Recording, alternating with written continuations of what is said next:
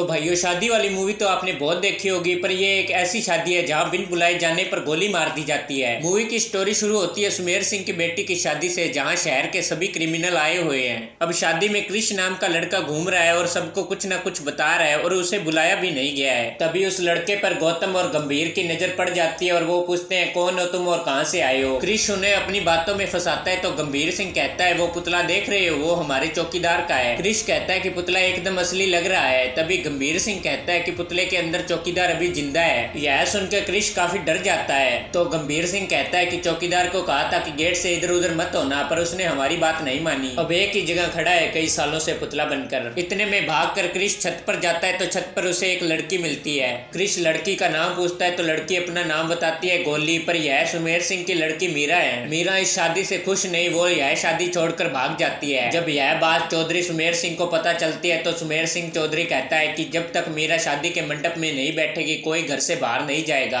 और सबके लिए पूरी तरह से लॉकडाउन। तभी उन लोगों को क्रिश दिखता है और वो उसे पकड़ने के लिए उसके पीछे भागते हैं और भागता भागता मीरा की गाड़ी से टकरा जाता है और उसके साथ चला जाता है। क्रिश को थोड़ी देर बाद पता चलता है कि यह सुमेर सिंह की लड़की मीरा है जो कि घर से भागी हुई है। यह सब जानने के बाद में क्रिश के होश उड़ जाते हैं और मीरा के भाइयों ने उनके पीछे पुलिस लगा दी। तभी वो राह चलती शादी में एक दूल्हे को अपनी गाड़ी गिफ्ट करके चले जाते हैं ताकि उन्हें पुलिस ना पकड़ सके। क्रिश अपने किराए के मकान में मीरा को लेकर चला जाता है जहां उसके दो दोस्त भी होते हैं। मीरा के भाई उस दूल्हे को पकड़ लेते हैं और कहते हैं कि अब टाइम आ गया है एक नया पुतला खड़ा करने का। अब क्रिश के पापा क्रिश को लेने आते हैं तो क्रिश मीरा को अलमारी में छिपा देता है और क्रिश का पापा सब कुछ देख लेता है और गुस्से से वहां से चला जाता है। अब सुमेर सिंह के आदमी क्रिश और मीरा को सारी जगह ढूंढ रहे हैं। तभी उन्हें उस कमरे का पता चलता है और वो वहां जाते हैं तो उन्हें कमरे में कोई नहीं मिलता और क्रिश के दोस्तों से पता चलता है कि वो दोनों तो वृंदावन चले गए अपने पापा के साथ। क्रिश के पापा को लगा कि क्रिश की माँ मीरा को धक्के देकर घर से बाहर निकाल देगी, पर यहाँ तो कुछ उल्टा ही हुआ। क्रिश की माँ ने मीरा को अपने परिवार का हिस्सा बना लिया